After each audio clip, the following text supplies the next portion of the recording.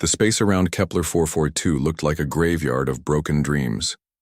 Captain Elena Rodriguez pressed her face against the cold window of the bridge and watched another Alliance ship explode in the distance. The bright flash lit up her tired face for just a moment before darkness returned. "How many ships do we have left?" she asked without turning around.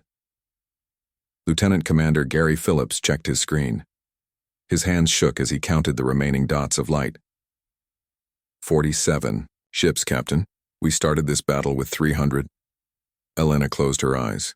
The Zephyrian Empire had been crushing their forces for 6 months now. Every battle ended the same way. The enemy ships would appear like angry metal insects, their biomechanical hulls gleaming with a sick green light. Then the void render. Weapons would fire, and Alliance ships would simply tear apart like paper in a hurricane. On the other side of the bridge, Communications Officer Steve Parker was trying to reach Admiral Kyle Morrison on the flagship Determination. The static crackled through the speakers, mixing with distant screams and explosion sounds from other ships. "Admiral Morrison, this is Captain Rodriguez. Do you copy?" Morrison's voice came through, broken and tired. "I copy, Elena. What's your status?" "We've lost another cruiser and 2 destroyers in the last hour. The Centauri ships are pulling back. I don't think they can take much more of this." Elena understood why the Centauri were retreating. They were smart people who had spent centuries building beautiful cities and creating amazing technology. But they had never learned how to fight a real war. The same was true for most of the Alliance races. They knew how to explore space, trade goods, and solve problems with words. They had no idea how to face an enemy that wanted to destroy everything they had built. The Altarians were different. They at least understood the concept of fighting. But even their best warriors looked like children compared to the Zephyrians. Elena had seen Altarian soldiers freeze in terror when they saw what the enemy bioweapons could do to living flesh. "Admiral, we need to make a decision," Elena said into her communicator.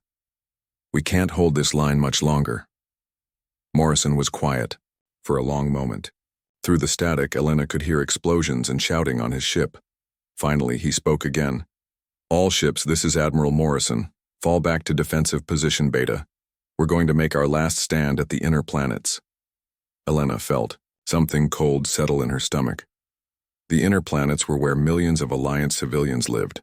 If they lost the battle there, entire civilizations would be wiped out. The Zephyrians didn't take prisoners. They didn't negotiate. They simply consumed everything in their path like a plague of metal locusts. As the remaining Alliance ships began their retreat, Elena thought about how this war had started. The Zephyrians had appeared at the edge of Alliance space without warning. No one knew where they came from or what they wanted. They didn't send messages or make demands. They just started destroying everything they could find. The first Alliance, diplomats who tried to make contact were simply vaporized. The peaceful trading stations that had operated for decades were turned into twisted metal and floating corpses. Entire colonies disappeared overnight, leaving only empty planets with strange scorch marks on the ground. Navigator Amy Thompson was plotting their retreat course when her screen started flashing red warnings. "Captain, I'm picking up massive energy signatures. The Zephyrian main fleet is moving toward us." Elena looked at the tactical display and felt her heart sink. Over 200 enemy ships were advancing in perfect formation. They moved like a school of deadly fish, their biomechanical hulls pulsing with that horrible green light. At the center of the formation was something Elena had only heard about in intelligence reports. The Zephyrian command ship was the size of a small moon, covered in weapon ports and what looked like giant metal tentacles. "My God," whispered Lieutenant Phillips. "How are we supposed to fight that thing?" Elena didn't have an answer. She had been fighting in space battles for 15 years, but she had never seen anything like the Zephyrian war machine. Their technology was beyond anything the Alliance had encountered. Their weapons could punch through the strongest shields like they weren't even there. Their ships could repair themselves in the middle of battle, growing new armor plating like living creatures. Worse than their technology was their attitude. Elena had studied the few battle recordings that survived from earlier fights. The Zephyrians fought without fear, without mercy and without any sign that they could be reasoned with. They seemed to enjoy the destruction they caused. Admiral Morrison's voice crackled through the communicator again. All ships, we're receiving a priority. Message from the Determination. Patch it through to all vessels. Elena watched as Morrison appeared on her main screen. The Admiral looked like he had aged 10 years in the past few weeks. His uniform was wrinkled and stained, and there were dark circles under his eyes. Officers and crew of the Alliance fleet, Morrison began. I won't lie to you about our situation. We are facing an enemy that is stronger, faster, and more advanced than anything we have ever encountered. We have lost most of our ships and thousands of our people. Elena could see her crew members looking at each other with fear and desperation. Some of them were crying. Morrison continued, but we have one last option. Our long-range sensors have detected a planet called Earth. The inhabitants have recently developed space travel technology. I know this sounds crazy, but we're going to send them a message asking for help. Lieutenant Phillips turned to Elena with confusion written all over his face. Captain, what good could a primitive species do against the Zephyrians? Elena shrugged. She had the same question.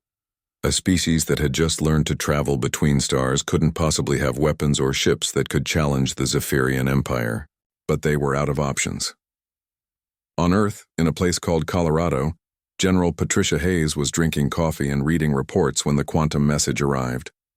The alien transmission was broken and hard to understand, but the basic meaning was clear. Somewhere in space, an entire civilization was about to be destroyed, and they were asking for help. Patricia stared at the message for a long time. Earth had only launched its first interstellar mission 2 years ago. They had exactly 12 ships capable of faster-than-light travel, and most of those were cargo vessels or research ships.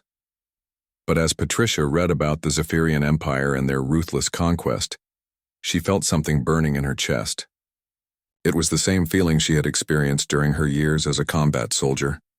It was the feeling that came when someone needed to stand up to a bully, no matter how big or strong that bully might be. Patricia picked up her secure phone and started making calls. Within an hour, every military leader on Earth was reading the same message. Within 6 hours, they had made a decision that would change the galaxy forever. They were going to help. Colonel Jake Williams stood in the cargo bay of what used to be a grain transport ship. Now it was humanity's newest warship, and it smelled like oil, metal, and determination. Around him, engineers were welding armor plates to the walls and installing weapon systems that had never been designed for space combat. How long until we're ready to launch? Jake asked Dr. Lisa Chen, who was covered in grease and working on a massive railgun assembly. Lisa wiped sweat from her forehead and left a black streak across her skin.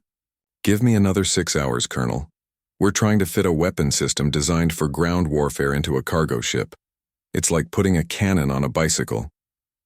Jake nodded and walked toward the bridge. 3 weeks had passed since Earth received the message from the Alliance. 3 weeks of the most intense preparation in human history. Every military base on the planet was working around the clock to convert civilian ships into weapons of war. The approach was simple and brutal, just like humanity itself. If the alien enemies had energy shields, humans would use kinetic weapons that punched through with pure force. If the aliens had advanced technology, humans would overwhelm them with numbers and firepower that didn't rely on computers or fancy systems. Captain Ryan Foster was running system checks on the lead ship, U.S. Defiance. The ship had started life as a mining vessel designed to crack asteroids. Now it carried enough nuclear warheads to level a small moon. Ryan looked at the weapons display and shook his head in amazement. Amy, are you sure these modifications won't blow us up the moment we fire? He asked Navigator Amy Johnson. Amy looked up from her calculations and grinned. I'm about 70% sure, Captain. That's pretty good odds by human standards. Ryan laughed despite the seriousness of their situation. That was the thing about humans that other species would never understand. They could find humor even when facing certain death.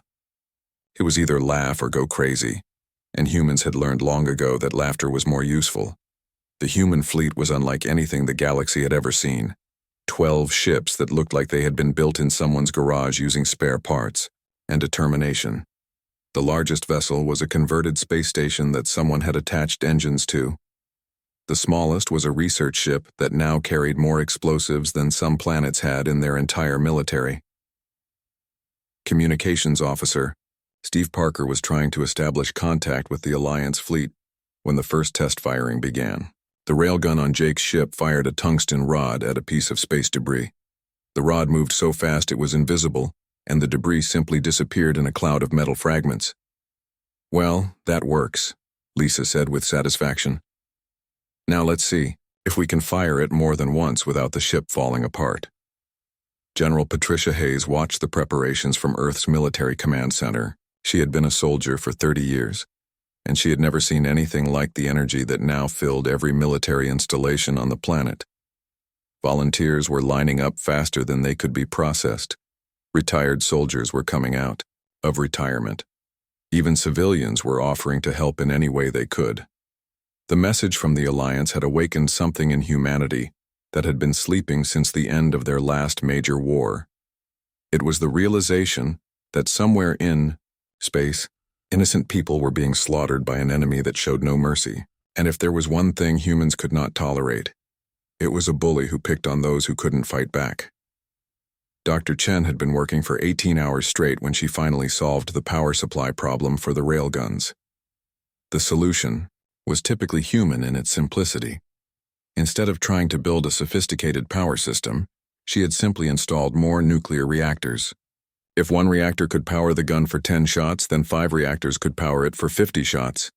"Colonel Williams," she called out over the ship's communications system, "we're ready for the final test." Jake made his way to the weapon control station.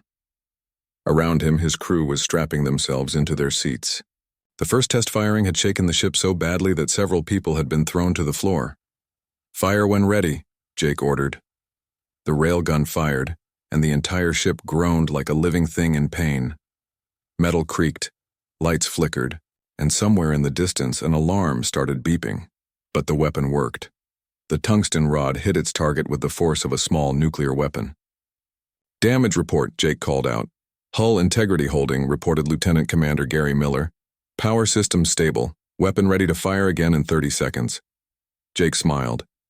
It wasn't pretty and it wasn't sophisticated, but it would do the job. The human fleet might not have the advanced technology of the Alliance or the biomechanical weapons of the Zephyrians, but they had something else.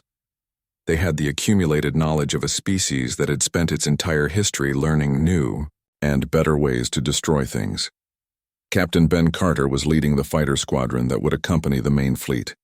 His pilots were flying ships that had been designed for asteroid mining and cargo transport. The weapons were machine guns and small missiles that had been intended for use against ground targets. But the pilots themselves were the best Earth had to offer. "Listen up, people," Ben told his squadron over the radio. "We're going into a fight against an enemy that has technology we can't even understand. They have weapons that can tear apart ships the size of cities. They have armor that can repair itself and shields that can stop energy weapons." The pilots listened in silence. They knew what they were facing. Ben continued. "But they have never faced humans before. They don't know that we've been fighting wars since we learned to make fire. They don't know that we've spent thousands of years figuring out how to kill things that are bigger and stronger than we are. They're about to get an education." Major Kelly Davis was preparing her special operations team for what everyone knew would be a suicide mission. If the fleet managed to get close to enemy ships, her team would board them and cause as much damage as possible from the inside. They were carrying explosives, small arms, and equipment that looked primitive compared to alien technology. "Remember," Kelly told her team, "we're not trying to match their technology. We're trying to break it. Every alien weapon system has been designed to work in a certain way. Our job is to make it work in a way it was never supposed to." The human fleet was almost ready to launch when Steve Parker received a message from the Alliance. The transmission was weak and full of static, but the meaning was clear. The Alliance was down to 31 ships, and they were being pushed back to their final defensive positions. "Colonel Williams," Steve reported, "the Alliance says they can hold out for maybe another week. After that, the Zephyrians will reach the inhabited planets." Jake looked at the tactical display showing the human fleet, 12 ships against an enemy that had destroyed hundreds of Alliance vessels. By any reasonable calculation, it was hopeless. But Jake had been a soldier long enough to know that reasonable calculations didn't always account for the human factor. Sometimes the side that refused to give up could win against impossible odds. Sometimes pure stubborn determination was worth more than advanced technology. "All ships, this is Colonel Williams," he announced over the fleet communication system. "We launch in 2 hours. Check your weapons, check your armor, and check your resolve. We're going to show the galaxy what humans do when someone threatens innocent people." On every ship, crews made their final preparations. They knew that most of them would not be coming home. They knew that they were facing an enemy that had never been defeated. But they also knew that they were humans, and humans had a long history of doing impossible things when the situation demanded it. The fleet launched exactly 2 hours later. 12 ships filled with nuclear weapons, kinetic projectiles, and the accumulated fury of a species that had never learned how to surrender. They jumped into hyperspace heading toward a battle that would determine the fate of the galaxy. Behind them, Earth continued its preparations. More ships were being converted, more weapons were being built, and more volunteers were being trained. Because if there was one thing humans understood, it was that you never sent just one wave of reinforcements to a fight this important. The real war was about to begin. The human fleet dropped out of hyperspace at the edge of the Kepler 442 system, and Commander Alex Turner felt his stomach drop at what he saw. The space around them looked like a metal graveyard. Pieces of Alliance ships floated everywhere, some still glowing red from recent explosions. In the distance, he could see the remaining Alliance vessels huddled together like scared animals. "Jesus Christ," whispered his gunner, Lieutenant Sam Rodriguez. "There's nothing left of them." Alex studied the tactical display on his converted cargo ship, UES Hammer. The readings showed massive energy signatures moving toward the inner planets. The Zephyrian fleet was advancing in perfect formation, their biomechanical ships pulsing with that sick green light that every Alliance survivor had learned to fear. "All human ships, this is Commander Turner," Alex said into his communicator. "Enemy fleet bearing 27 Mark IV. Count shows over 150 vessels. They haven't noticed us yet," Colonel Jake Williams responded from the lead ship. "Copy that, Alex. Remember the plan. We hit their rear guard fast and hard, make them turn around and face us instead of chasing the Alliance." Alex looked at his crew. They were all volunteers who had never been in a space battle before. His navigator was a truck driver from Texas. His engineer used to fix farm equipment. His communications officer had been a high school teacher 3 months ago. But they all had the same look in their eyes that Alex recognized from his years as a Marine. They were scared, but they were ready to fight. "Target the closest enemy ship," Alex ordered. "Load tungsten penetrator rounds." The Zephyrian destroyer they were approaching was 3 times the size of Alex's ship. Its hull was covered in organic-looking armor that seemed to breathe and pulse. Weapon ports opened and closed like mouths, and tentacle-like sensors swept the space around it. The Zephyrians had no idea that 12 primitive ships were about to change the course of the war. Alex's railgun fired first. The tungsten rod hit the Zephyrian ship at a significant fraction of light speed. The alien armor, designed to absorb energy weapons and deflect plasma blasts, had no defense against a chunk of metal moving at incredible velocity. The rod punched through the ship's hull like it was made of paper, and exited the other side in a shower of metal fragments and green fluid. "Direct hit," shouted Sam Rodriguez. "Their hull is breached." The Zephyrian ship spun out of control, leaking atmosphere and some kind of glowing liquid. Alex watched in amazement as the vessel tried to repair itself, but the damage was too massive. The ship's biomechanical systems couldn't cope with the catastrophic structural failure. Other human ships were having similar success. Captain Nina Brooks in the UES Relentless had just put 3 railgun rounds through a Zephyrian cruiser. The enemy ship was breaking apart, its organic components dying as they were exposed to vacuum. But the real shock came when the Zephyrians tried to fight back. Their void render weapons, designed to tear apart energy shields, fired at the human ships and did almost nothing. The humans didn't use energy shields. They used thick metal armor and redundant systems. When a void render beam hit Alex's ship, it burned through the outer hull plating, but stopped when it reached the secondary armor. "Damage report," Alex called out. "Hull breach on deck 3, reported his engineer. "But the backup systems are holding. We can keep fighting." The Zephyrian fleet was starting to turn around. Alex could see their formation changing as they realized they were under attack from an unknown enemy. But turning a fleet of that size took time, and the humans were making every second count. Captain Nina Brooks made a decision that would become legendary in human military history. Her ship had taken heavy damage from multiple void render hits, and her engines were failing. Instead of retreating, she pointed the UES Relentless directly at the largest Zephyrian ship she could find and pushed her engines to maximum power. "All crew, this is Captain Brooks," she announced over her ship's communication system. "Abandoned ship. We're going to ram that ugly green bastard." Most of her crew made it to the escape pods, but Nina stayed at the controls. She guided her dying ship on a collision course with a Zephyrian heavy cruiser. The enemy tried to destroy her ship before impact, but the UES Relentless was built like a tank. It absorbed the punishment and kept coming. The collision was spectacular. Nina's ship hit the Zephyrian cruiser at full speed, and both vessels exploded in a ball of fire that could be seen from the other side of the system. The explosion took out 2 other nearby enemy ships and sent shockwaves through the Zephyrian formation. Alex watched the explosion and felt something burning in his chest. He had known Nina for less than a month, but she had just shown him what humans were capable of when they decided that something was worth dying for. The Zephyrians were starting to panic. They had never faced an enemy that used kamikaze tactics. In their experience, all intelligent species valued their own survival above victory in battle. The concept of deliberately sacrificing yourself to hurt the enemy was completely foreign to them. Lieutenant Commander Gary Miller was leading a boarding party toward a damaged Zephyrian ship when he saw the enemy's confusion. "They don't understand us," he told his team over the radio. "They think we're crazy." Gary's team used explosive charges to blow a hole in the Zephyrian ship's hull.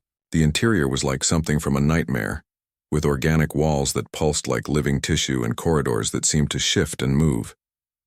But Gary's Marines had trained for urban warfare in some of the worst places on Earth. A creepy alien ship was just another battlefield.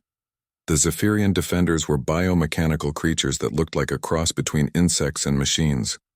They were fast and deadly, but they had never fought against human infantry. Gary's team used shotguns, assault rifles, and grenades to clear the corridors. The alien weapons, designed for long-range energy combat, were useless in close quarters. "Package delivered," Gary reported as his team placed nuclear charges throughout the ship. 30 seconds to detonation. The team made it to their extraction point just as the charges went off. The Zephyrian ship disappeared in a nuclear fireball, taking 2 more enemy vessels with it. Admiral Kyle Morrison watched the human attack from his damaged flagship and felt something he hadn't experienced in months. Hope. The 12 primitive human ships were doing what hundreds of Alliance vessels had failed to accomplish. They were making the Zephyrians afraid. "Open a channel to the human fleet," Morrison ordered his communications officer. "Human ships, this is Admiral Morrison of the Alliance fleet. Your attack has given us the opening we needed. We're going to coordinate a joint offensive."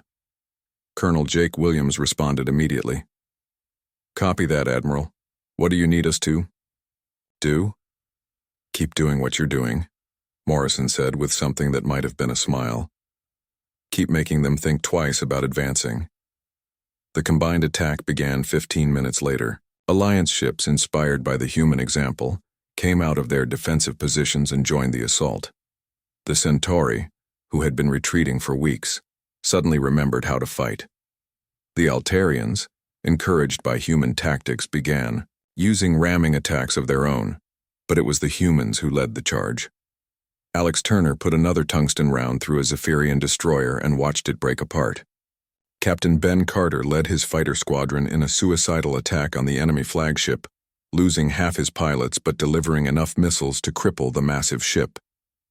The Zephyrian advance stopped for the first time in 6 months.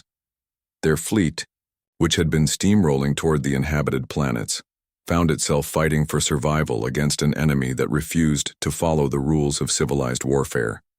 Major Kelly Davis and her special operations team had infiltrated the Zephyrian command ship and were planting explosives throughout its organic computer systems. The aliens' biomechanical technology was incredible, but it had one weakness. It was designed to repair battle damage, not to function when key components were destroyed by primitive chemical explosives. "Charges set," Kelly reported. "This is going to hurt them where it counts." The explosions tore through the ship's nervous system, leaving it blind and helpless. Without coordination from their flagship, the Zephyrian fleet began to lose cohesion. Alex looked at his tactical display and saw something beautiful. For the first time since the war began, Zephyrian ships were retreating. The enemy formation was breaking up as individual ships fled toward the outer system. "All human ships, this is Colonel Williams," came the voice over the radio. "The enemy is falling back. We've stopped their advance." Alex felt his crew cheering around him, but he knew this was just the beginning. They had won the first round, but the Zephyrians still outnumbered them 10-1. The real test would come when the enemy regrouped and came back with everything they had. But for now, for the first time in months, the galaxy had hope. 12. Human ships had done what seemed impossible. They had made the unstoppable Zephyrian war machine stop, and they were just getting started. General Patricia Hayes stood on the bridge of the UES Vengeance and watched the second wave of human ships drop out of hyperspace. 50 more vessels joined the battle, each one carrying enough firepower to level a continent. These weren't the hastily converted cargo ships from the first wave. These were purpose-built weapons of war. "Ma'am, we have contact with Colonel Williams," reported Communications Officer Dave Martinez. "The first wave has been holding the line for 72 hours. They're requesting immediate reinforcement." Patricia nodded grimly. The reports from the front lines had been both encouraging and terrifying. The humans were winning individual battles, but they were paying a heavy price. Of the original 12 ships, only 7 were still operational. The others had been destroyed in ramming attacks or had taken too much damage to continue fighting. "All ships, this is General Hayes," she announced over the fleet communication system. "We're entering a war zone where the rules of civilized combat don't apply. The enemy has superior technology, but they've never faced an opponent that fights harder when things get desperate. Show them what Earth's children can do." Captain Ben Carter was leading the fighter attack on the Zephyrian flagship when Patricia's reinforcements arrived. His squadron had been reduced from 36 fighters to 8, but they were still causing massive damage to the enemy formation. Ben watched a converted mining ship ram itself into a Zephyrian cruiser and felt a familiar burning sensation in his chest. "This is Carter to all fighters," he said over the radio. "New targets coming in. That big ugly ship in the center needs to learn some manners." Ben's remaining pilots followed him in a diving attack toward the Zephyrian command vessel. The ship was the size of a small city, covered in weapon ports and organic armor that pulsed with green energy. It looked like something that had crawled out of a nightmare. But Ben had been fighting nightmares for 3 days now. His fighter carried 6 nuclear missiles, each one powerful enough to destroy a city block. Ben armed all of them as he dove toward the enemy ship.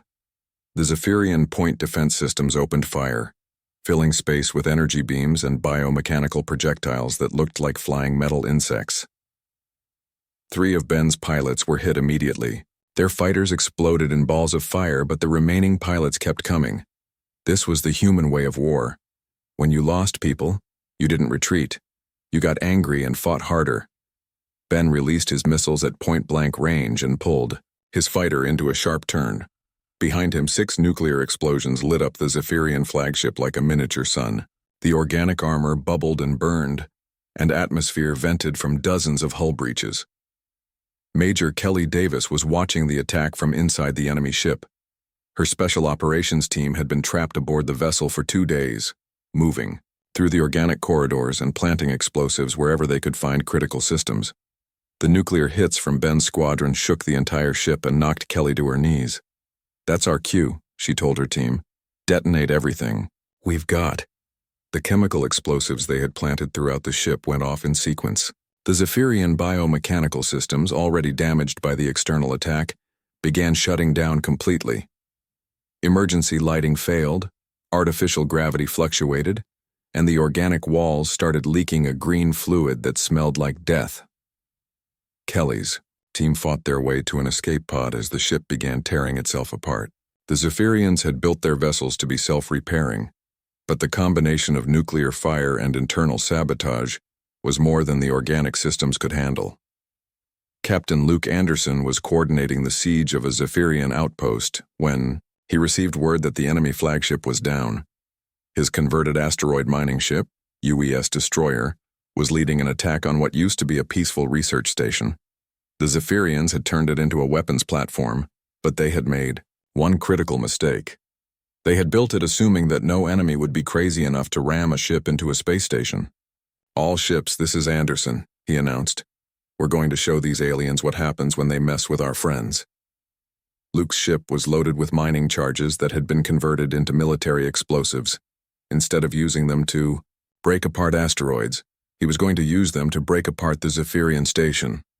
His crew had volunteered for what everyone knew was a suicide mission. The station's defenses opened fire as Luke's ship approached. Energy beams and biomechanical missiles tore chunks out of his hull, but the UES Destroyer kept coming. Luke could feel his ship shaking apart around him, but he held course toward the station's central core. "Brace for impact," Luke shouted. The collision was spectacular. Luke's ship, traveling at full speed and loaded with explosives, punched through the station's outer shell and detonated inside the central structure. The explosion was so powerful that it could be seen from 3 star systems away. The Zephyrian outpost simply ceased to exist, leaving only a cloud of expanding debris. Admiral Morrison watched the human attacks from his rebuilt command center and shook his head in amazement. The Alliance had been fighting the Zephyrians for months using conventional tactics and had been steadily losing. The humans had been fighting for less than a week using methods that no civilized species would consider, and they were winning. "Sir," reported his tactical officer, "the Zephyrian fleet is pulling back from all positions. They're consolidating around their home system." Morrison felt something he hadn't experienced since the war began. The enemy was retreating, not just falling back to regroup, but actually fleeing from human forces. The Zephyrians, who had never known defeat, were learning what it felt like to be afraid. Major Kelly Davis and her surviving team members were picked up by a human rescue ship just as the enemy flagship exploded. She looked back at the expanding fireball and felt a grim satisfaction. The Zephyrians were discovering that humans had spent their entire evolutionary history learning how to destroy things that were bigger and stronger than they were. "Ma'am," reported her communications specialist, "we're getting reports from all over the battlefield. The enemy is retreating to their home system. Our people are chasing them." Kelly nodded. She had been a soldier long enough to know that this was the critical moment in any war. When an enemy started running, you had to keep the pressure on. You couldn't give them time to regroup and figure out new tactics. General Hayes was thinking the same thing as she watched the tactical display. The Zephyrian fleet was falling back, but they still outnumbered the human forces. If given time to recover, they might adapt to human tactics and become dangerous again. "All ships," she announced, "we're going to pursue the enemy to their home system.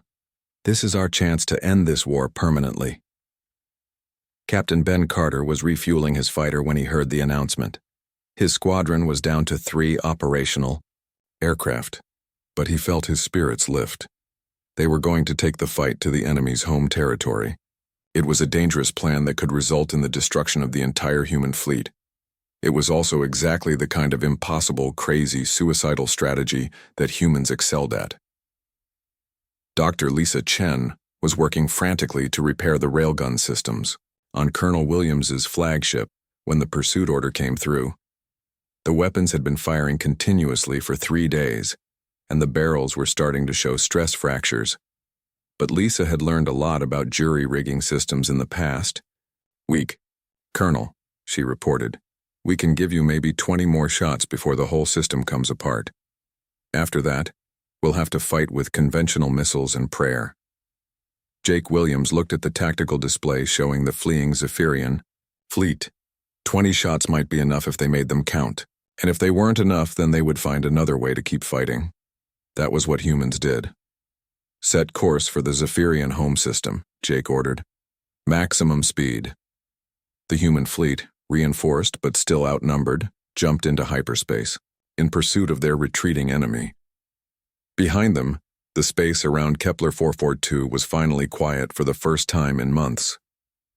The Alliance survivors were already beginning rescue operations, searching for escape pods and treating the wounded. But the real battle was just beginning. The Zephyrians were falling back to their strongest defenses, and they would have time to prepare for the human assault. What awaited the human fleet in the enemy home system would test their determination like nothing they had faced before. Admiral Morrison sent a message to Earth as the human ships disappeared into hyperspace. The message was simple but carried the weight of an entire galactic civilization. Thank you for showing us how to fight back. Don't let them regroup. Finish this. The message would take weeks to reach Earth, but Patricia Hayes already knew what it would say. Somewhere ahead of them, in a star system that no human had ever seen, the final battle of the war was waiting, and 50 ships full of Earth's children were racing toward it at maximum speed, ready to show the galaxy what happened when you threatened. Innocent people and humans decided to do something about it. Commander Rachel Green stared at the Zephyrian home system through the cracked viewscreen of the UES Vengeance. What she saw made her stomach turn. The enemy had turned their entire solar system into a fortress.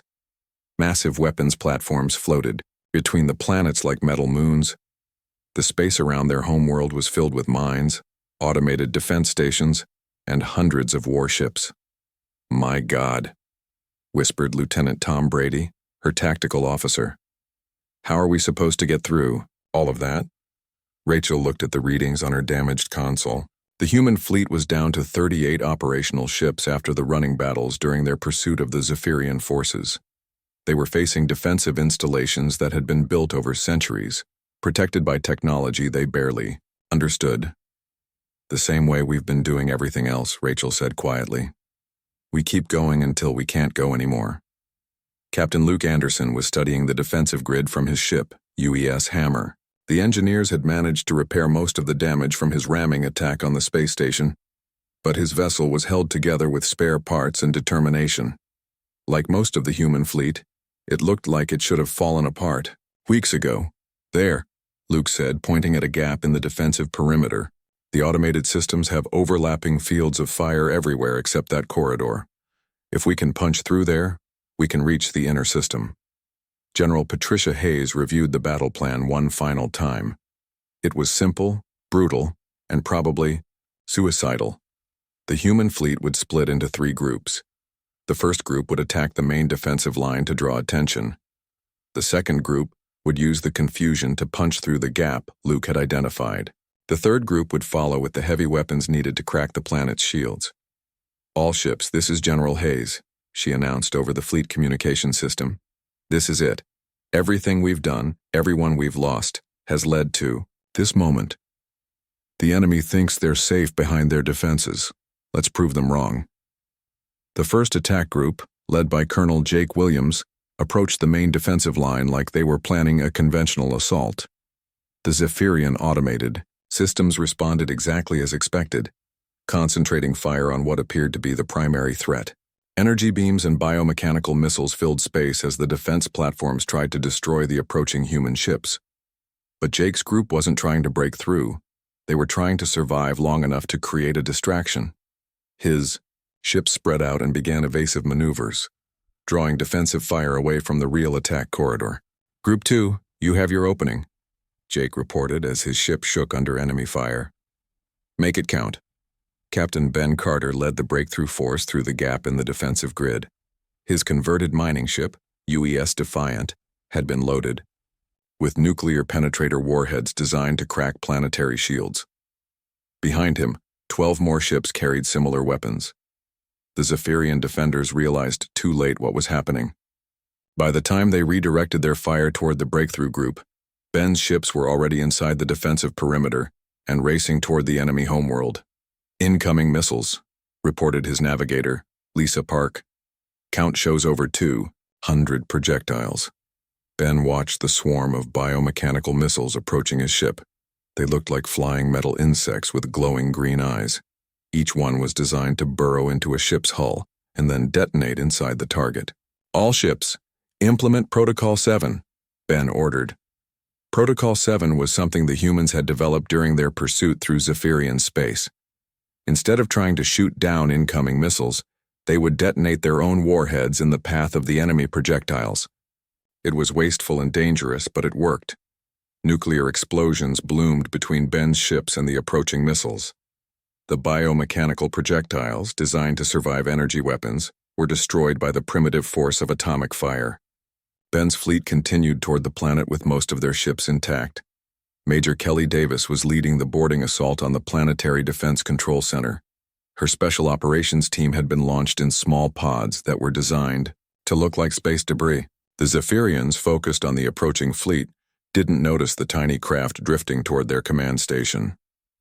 Kelly's team used shaped charges to blow through the station's hull. The interior was the same nightmare combination of organic walls and mechanical systems they had encountered on enemy ships. But Kelly's Marines had learned how to fight in this environment. "Remember," Kelly told her team as they moved through the pulsing corridors, "we don't need to understand their technology. We just need to break it." The team moved through the station like a force of destruction, planting explosives and destroying everything that looked important. The Zephyrian defenders, caught off guard by the sudden assault, couldn't coordinate an effective response. Meanwhile, Captain Luke Anderson was leading the final assault group toward the planet itself. His ships were carrying the largest nuclear weapons Earth had ever built. If they could penetrate the planetary shields, these weapons would end the war permanently. The Zephyrian homeworld was protected by energy barriers that could stop any conventional attack. But the shields had been designed to deflect energy weapons and plasma bombardments. They had never been tested against kinetic penetrators moving at near light speed. "Target locked," reported Luke's weapons officer. "Firing sequence initiated." The railgun fired a tungsten penetrator at the planetary shield. The projectile hit the energy barrier and simply passed through like it wasn't there.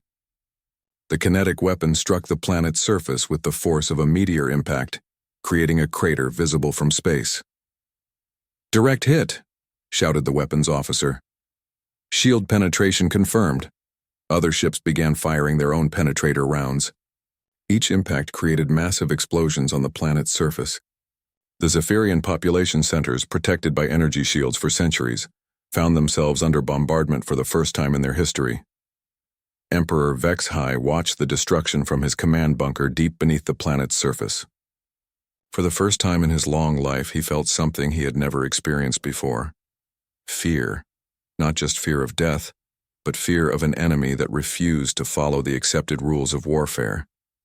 The humans were doing something that no civilized species would consider. They were willing to destroy an entire planet to win a war. They showed no interest in negotiation, no concern for collateral damage, and no sign that they could be reasoned with. Kelly Davis and her team reached the Defense Control Center just as the planetary bombardment began. The organic computers that controlled the defensive systems were struggling to process the chaos above. Kelly looked at the pulsing biomechanical interface and smiled grimly. "Set charges on everything," she ordered. "If it glows, if it moves, if it looks important, blow it up." The explosions tore through the control center like a chain reaction.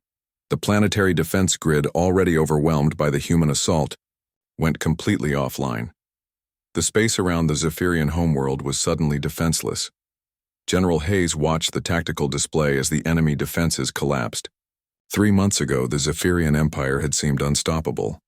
Now their homeworld was being bombarded by primitive human weapons, and their vaunted military was in full retreat. "All ships, cease bombardment," Hayes ordered. "Open a channel to the planetary surface." The response came within minutes. Emperor Vex-High himself appeared on the communication screen, his biomechanical features twisted with defeat and fear. "Human commander," the Emperor said in a voice that shook with emotion, "I surrender. The Zephyrian Empire surrenders unconditionally.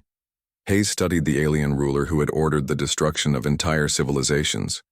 She thought about all the Alliance worlds that had been devastated, all the innocent people who had died, and all the human warriors who had sacrificed themselves to reach this moment. The terms are simple, Hayes said. Complete withdrawal from all occupied systems, reparations to be paid to the Alliance, and your military will be disbanded permanently. The Emperor nodded quickly. Agreed, all agreed. Please, no more bombardment. Hayes looked around at her bridge crew. They were exhausted, battered, and many of them were wounded. But they had done something that seemed impossible 3 months ago. They had saved an entire galactic civilization. All human ships, this is General Hayes, she announced over the fleet communication system. The war is over. The enemy has surrendered unconditionally. The cheering that came through the radio was mixed with exhaustion and grief. They had won, but the cost had been enormous. Of the original 12 ships that had answered the Alliance's call for help, only 3 were still operational. Hundreds of human warriors would never see Earth again, but they had proven something that would be remembered throughout the galaxy for generations to come. When innocent people were threatened by an enemy that showed no mercy, humans would travel across the universe to help, and they would never stop fighting until justice was done. Colonel Jake Williams stood on the bridge of his damaged ship and looked out at the stars.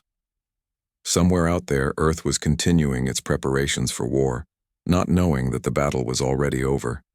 Somewhere out there, the Alliance was beginning to rebuild their devastated worlds.